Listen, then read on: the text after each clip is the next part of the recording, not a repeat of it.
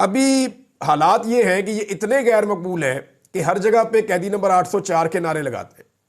यानी मैं आपको एक चीज बताता हूं, पाकिस्तान में आप कोई एक इवेंट रख लें, कोई एक बड़ा इवेंट रख लें और वहां पे आप चारों तरफ से हर बंदे के ऊपर सिक्योरिटी फोर्सेस इकट्ठी ना करें, जहां पे भी हॉस्टाइल इन्वायरमेंट नहीं होगा, जहां पे भी लोगों को आपने कैदियों की तरह नहीं पकड़ा होगा, वो बस आपका माहौल ना हो। आप पाकिस्तान में कोई इवेंट रख लें, आप क्रिकेट मैच करवा लें, अभी ये आने वाले हैं ना मैचेस, आप नारे सुन लीजिएगा और उसका बंदोबस्त किया जा रहा है। जाली शोर जो होता है ना क्राउड का, वो इकट्ठा किया जा रहा है कि हम मीडिया के ऊपर जब दिखाया करेंगे कि साउंड आ रहा है क्राउड का, तो वो जाली हम लगा दिया करेंगे ताकि जो कैदी नंबर 804 के नारे लगने हैं या मरियम के पापा चोर हैं, ये वाले जो नारे लगने हैं, या जो वहां पे लोग आएंगे मैच देखने के लिए, उनके लिए जो चोर चोर के नारे लगने हैं, वो हम ना सुनवा सके। लेकिन जो लोग ग्राउंड में जाएंगे वो तो अपने कैमरों से रिकॉर्ड करेंगे ना, अपने मोबाइल फोन से रिकॉर्ड करेंगे। तो बड़ा रिकॉर्ड लगने वाला इस हुकूमत का, जब भी कोई मैच होता है यही होता है। आप अवाम का कबड्डी का मैच करवा लें, कट करवा लें, वहां पे ये होता है। आप जनाब नेजाबाजी का मुकाबला करवा लें, वहां पे ये होता है। इस साल जो है चित्राल के अंदर जो बहुत बड़ा हमारा एक सिंदूर का फेस्टिवल होता है, वहां पे खेमे लग गए थे, पूरी तैयारियां हो गई थी, वो जुलाई में कैंसिल कर दिया गया। क्यों? उसे कैंसिल करने की वजह यह थी कि अगर वो इवेंट हो जाता, वहां पे कैदी नंबर 804 के नारे लग जाते। लोग जो है वो इमरान खान से दीवानावार प्यार करते हैं। तो जहां पे भी आप जहां बरी के अंदर जो है गुज़िश्ता रात न्यू ईयर पे लोग इकट्ठे हुए, और जहां पे भी लोग इकट्ठे होते हैं, एक बंदा आवाज लगाता है, सारी दुनिया इस काम पे लग जाती है। वहां पे जनाब कैदी नंबर 804 के नारे लग गए, मरी में पुलिस को लाले पड़ गए। अब खौफ इतना ज्यादा है, वो बेचारे पुलिस वाले डरे हुए हैं कि यहां पे कैदी नंबर 804 के नारे लग रहे हैं, ये वीडियो बन के चली जाएंगी तो वजीर आला पंजाब जो है वो हमारे एसपी को, डीपीओ को, आरपीओ को, सबको जलील करना शुरू कर देंगी। फिर एस्टेब्लिशमेंट जो है वो डंडा हमें देगी और हमें हमारी नौकरियों से हटा दिया जाएगा, हम ओएसडी हो जाएंगे। तो बड़े सख्त ऑर्डर आए होते हैं ऊपर से कि क्योंकि इमरान खान से सब चिढ़ते हैं बड़े लोग, एस्टेब्लिशमेंट भी और हुकूमत भी, लिहाजा वो मजबूरन बेचारे लाठी चार्ज करते हैं। पुलिस वाले वो लोगों पे लाठी चार्ज कर रहे हैं, लोग आगे से इमरान खान के नारे लगा रहे हैं और मरियम के पापा चोर हैं, ये वाला नारा लोगों का वैसे बड़ा फेवरेट है, लोग वो वाला नारा भी लगा रहे हैं और कैदी नंबर 804 के नारे भी लगा रहे हैं। ना वो बागी ना गद्दार, कैदी नंबर 804 लग रहे हैं जनाब वहां पे नारे। मरी के अंदर आप जहां पे भी 4 बंदे इकट्ठे करेंगे वहां नारे ही लगेंगे। अब मेरे ख्याल में हाल ये है कि पूरे पाकिस्तान में हमेशा के लिए जब तक ये गंदा तजुर्बा आपने रखना है, तब तक के लिए आप दफा 144 लगा दें। कहीं पे भी आप 3 से ज्यादा लोग इकट्ठे ना होने दें, वरना जहां पे चौथा बंदा, 5वां बंदा इकट्ठा होगा, वहां पे कैदी नंबर 804 के नारे लगने ही लगने हैं। जहां पे आप चले जाएं यही हो रहा है। आप इकट्ठ करवा कर देख लें, कोई गेम करवा लें, कोई फेस्टिवल करवा लें, कोई चीज करवा लें, एक बंदा नारा लगाता है, सारे लोग जवाब देते हैं। यह है इस वक्त इमरान खान की ताकत। मैं एक बात समझाना चाहता हूं, तो मेरी जिम्मेदारी है समझाना। मैंने 2022 में भी सामने बैठ के कुछ बड़े समझदार लोगों को यह बात समझाई थी, लेकिन जिद जो है वो सामने आ गई थी और वो ये बात समझे नहीं थे। मैं आज फिर ये बात समझाना चाहता हूं। अकल पे पर्दा हो तो फिर बात समझ नहीं आती, जिद अगर पड़ी हो तो बात समझ नहीं आती, लेकिन फिर भी मेरे ये अल्फाज आप संभाल कर रख लें, ये आपके काम आएंगे। इमरान खान इस वक्त पाकिस्तानियों की जिद बन गया है। वो इस वक्त नौजवान नस्ल का रोमांस है। वो मुस्तकबिल और हालात से मायूस लोगों के लिए एक उम्मीद बन चुका है। वो गरीबों के लिए एक सहारे की हैसियत रखता है। पाकिस्तानी उसे और वो पाकिस्तानियों को मुकम्मल तौर पे ओन करते हैं। ना पाकिस्तानी उसे छोड़ रहे हैं और ना वो पाकिस्तानियों को छोड़कर कोई डील कर रहा है कि वो पाकिस्तान से बाहर चला जाए। उसको डील्स दी जाती है लेकिन वो नहीं कर रहा, तो पाकिस्तानी भी उसे नहीं छोड़ते, वो पाकिस्तानियों को नहीं छोड़ता। सरमायादारों, किसानों, मजदूरों और कमजोर तबकात के लिए वो एक ऐसे किरदार में ढल चुका है जिसके बगैर अब इस निजाम की कहानी मुकम्मल नहीं हो सकती। आप जो मर्जी कर दें, उसके बगैर चलेगा नहीं। 1 करोड़ ओवरसीज पाकिस्तानियों की अगर आप बात करें तो उनकी अक्सरियत इमरान खान के साथ खड़ी है और उसके एक इशारे की मुंतजर रहती है। 70 साल में जो पूरा मुल्क मिलकर नहीं कर सका, वो उसकी जेल के दौरान ओवरसीज पाकिस्तानियों ने कर दिखाया और पाकिस्तान की हुकूमत और इदारों के हवाले से आलमी सतह पे जो सोच है उसको बदल कर रख दिया। उसकी आलमी शोहरत और मकबूलियत और क्रेडिबिलिटी है। ये कैदी नंबर 804 की मैं बात कर रहा हूं। ये वक्त उससे फायदा उठाने का है। माजी में इमरान खान से गलतियां हुई हैं, आइंदा भी होंगी। इंसान है, इंसान गलती करता है, मगर सच तो यह है कि आज आपके पास इमरान खान के अलावा मौजूदा मसाइल का कोई और हल नहीं है। उसके बगैर सिस्टम को घसीटा तो जा सकता है, मगर सिस्टम को चलाया नहीं जा सकता। मैं मानता हूं कि गुज़िश्ता चंद सालों में मुल्क को जहां पहुंचा दिया गया है, वहां से अगर इमरान खान भी आ जाए तो मुल्क को वापस निकालने में शायद कई साल लग जाएंगे। और मौजूदा अगर ये क़यादत जो इस वक्त बिठाई हुई है हुकूमत, इसको ज़बरदस्ती अगर चलाया भी जाए इस निज़ाम को, तो जितनी देर इसको मुसल्लत रखा जाएगा उतना ही ज़्यादा वक्त हालात बिगड़ने की वजह से हालात को ठीक करने में लगेगा। हो सकता है कई साल लग जाएं। लिहाजा जिद छोड़ें, उसे मनाएं, शफाफ इलेक्शन करवाएं, मैंडेट का एहतराम करें और मुल्क को वापस खड़ा होने दें। करोड़ों पाकिस्तानियों से उनकी ये उम्मीद ना छीनें। अगर आपकी जिद में कोई सानिया हो गया ना, खुदा ना खास्ता, तो फिर आपको पछताने का मौका भी नहीं मिलेगा। इमरान खान एक चांस है इस कौम के लिए और ये चांस पाकिस्तान को लेना चाहिए। मैं ये नहीं कह रहा कि इमरान खान को दूध और शहद की नहरें बहा देंगे इस मुल्क में, लेकिन उनके बगैर अब सिस्टम चल नहीं सकता। लोग इस बात को मान चुके हैं। आपको इमरान खान को चांस देना पड़ेगा, चाहे वो कामयाब हो चाहे वो नाकाम हो, क्योंकि उनके बगैर कामयाबी के इम्कानात है ही नहीं। जिस निजाम को आप घसीट रहे हैं, ये घसीट रहे हैं आप, इससे ये निजाम चलेगा नहीं जब तक मर्जी आप घसीट लें। तो सिंपल इज दैट कि इमरान खान का दौर है, इसको तस्लीम करना पड़ेगा, इमरान खान को मौका देना पड़ेगा, उसको फ्री हैंड देना पड़ेगा। वो पाकिस्तान को आगे ले जाने की कोशिश करेगा। हो सकता है कि हम उसमें कामयाब हो जाए। नाज़रीन, मिफ्ता इस्माइल साहब ने एक सर्वे करवाया था। देखें, इमरान खान इतनी बड़ी रियलिटी है कि हर बंदा अब उसकी गवाही देता है। मिफ्ता इस्माइल वगैरह जो है वो इमरान खान साहब के अपोनेंट हैं। अब उन्होंने जो सर्वे करवाया, उस सर्वे को आप सुनेंगे आपको आइडिया हो जाएगा।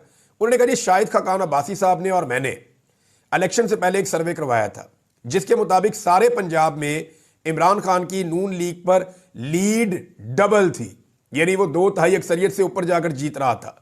कराची में मेरा ख्याल था कि 15 सीटें इमरान खान साहब जीतेंगे, लेकिन वो 22 में से 20 जीत गए थे 8 फरवरी 2024 को।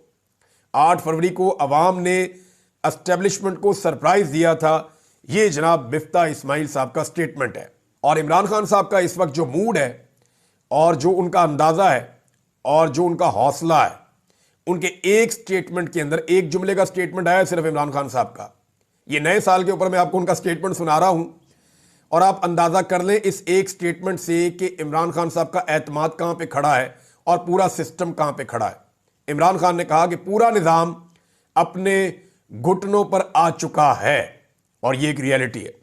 अब इससे आप भागते जाएं जब तक आप भाग सकते हैं, लेकिन हकीकत यही है कि पूरा का पूरा निजाम अपने घुटनों पर आ चुका है। एक और खबर है नाजरीन, और वो खबर है जनाब इजाज चौधरी साहब के हवाले से। इजाज चौधरी साहब ने बड़ी तकालीफ बर्दाश्त की है। 9 मई के बाद से वो जेल में बंद है लाहौर में, और कई मरतबा उनकी बीमारी की इत्तलात भी आई, वो काफ़ी बीमार हुए, लेकिन इसके बावजूद उन्होंने सरेंडर नहीं किया। वो इमरान खान के वफादार साथियों में से हैं। पहले वो पंजाब के सदर भी रहे थे। सेनेटर होने के बावजूद इस सिस्टम ने, यानी अब जब एस्टेब्लिशमेंट चाहे ना तो जो मर्जी आप कर ले, एक सेनेटर होने के बावजूद वो शख्स सेनेट के अंदर नहीं जा सका। एक मरतबा भी प्रोडक्शन ऑर्डर्स के ऊपर वो बंदा सेनेट में जाके बात नहीं कर सका, बात करने नहीं दी गई।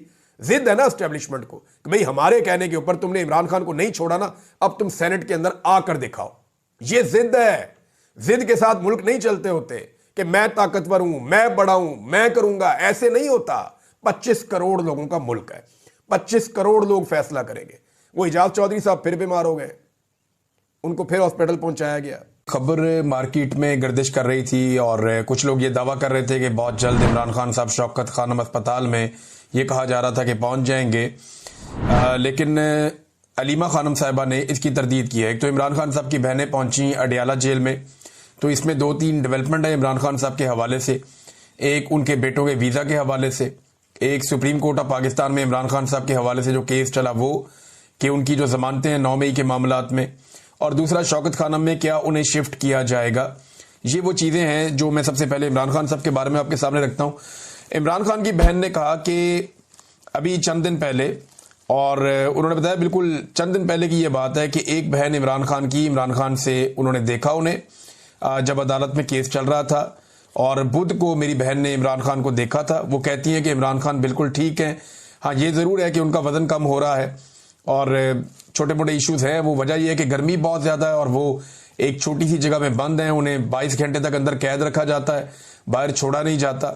तो ये वो वजूहात हैं जिनकी वजह से कोई भी आदमी हो, सेहतमंद आदमी भी हो, नौजवान भी हो, तो उसके साथ प्रॉब्लम हो जाती है। इमरान खान साहब 70+ हैं, गो के वो बहुत कोशिश करते हैं अपने आप को, अपनी सेहत को ठीक रखने के लिए, लेकिन इसके बावजूद ये मल्टीपल इश्यूज तो होते हैं। अब जब शौकत खानम की बात हुई तो उन्होंने कहा जी नहीं, मैं नहीं समझती कि इमरान खान को शौकत खानम शिफ्ट होना होगा, ना ये इमरान खान को कभी निकालेंगे कहीं बाहर ले जाने के लिए, और ना ही वो बिस्तर पर पड़ने वाले हैं। यानी वो ये आदमी जाएगा ना जो बिस्तर पे पड़ जाएगा, जिसकी कमर लग जाएगी बिस्तर के साथ, तो उसको हॉस्पिटल लेकर जाना पड़ेगा। तो इमरान खान तो ऐसे नहीं है, वो हिम्मत वाले आदमी है। मुझे नहीं मालूम कि ये बात कहां से आई कि गंडापुर ने दरखास्त की है कि शौकत खानम में इमरान खान को शिफ्ट किया जाए।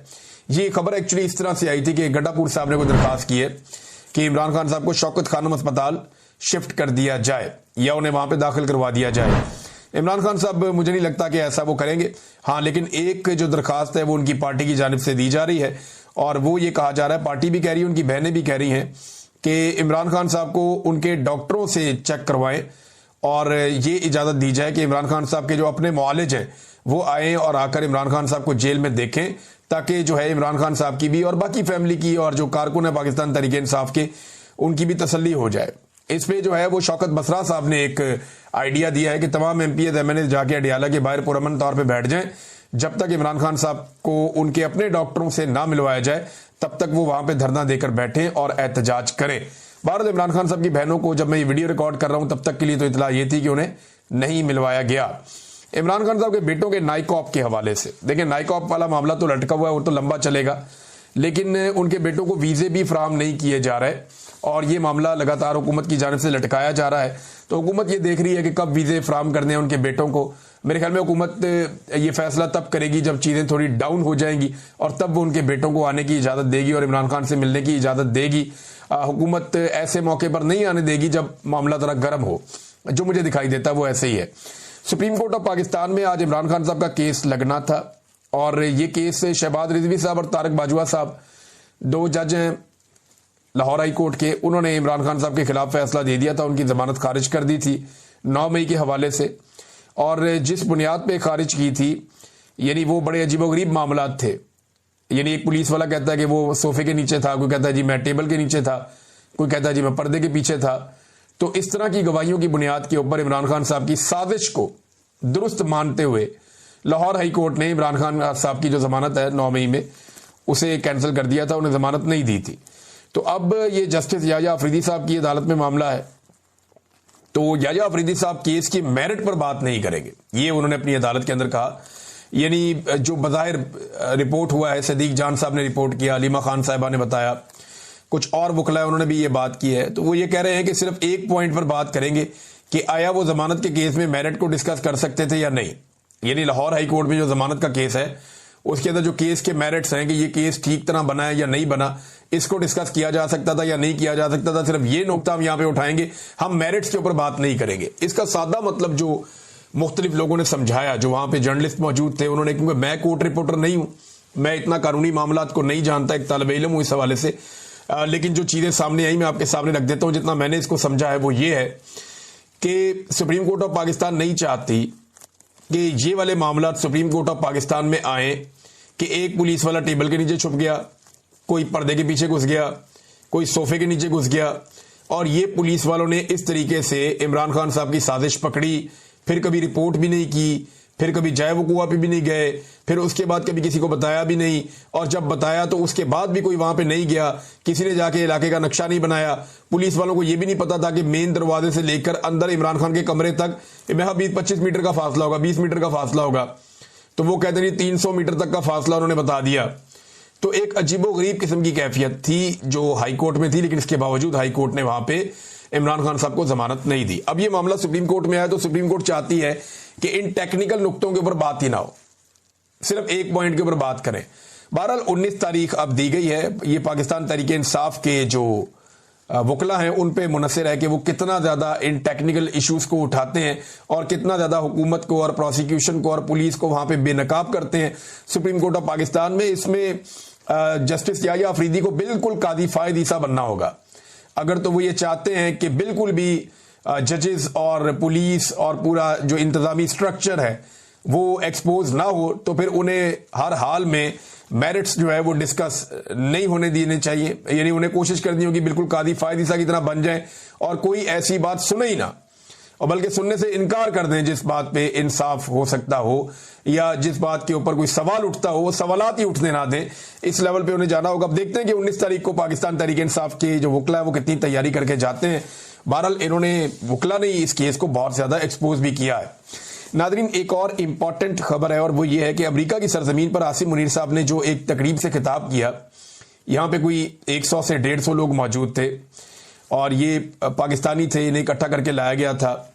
तो आसिम मुनीर साहब ने गालिबन टैंपा में ये खिताब किया है और वहां पे मुख्तलिफ हवालों से उनका खिताब मुतनाज़े हो गया। अब कोई वीडियो तो है नहीं, ये जो लोग जिन्होंने सुना उन्होंने यहाँ के बाहर रिपोर्ट किया और उनके जरिए से ये मीडिया के अंदर खबरें छप गई। अब वो खबरें छपने के बाद कहीं से तरदीदें आ रही, कहीं से तस्दीकें आ रही हैं, लेकिन एक चीज तो क्लियर है कि आर्मी चीफ साहब ने भारत को अमेरिकी सरजमीन पर खड़े होकर चैलेंज जरूर किया। ये बात बिल्कुल क्लियर है कि अमेरिका की सरजमीन पर खड़े होकर पाकिस्तान के आर्मी चीफ ने भारत को चैलेंज किया।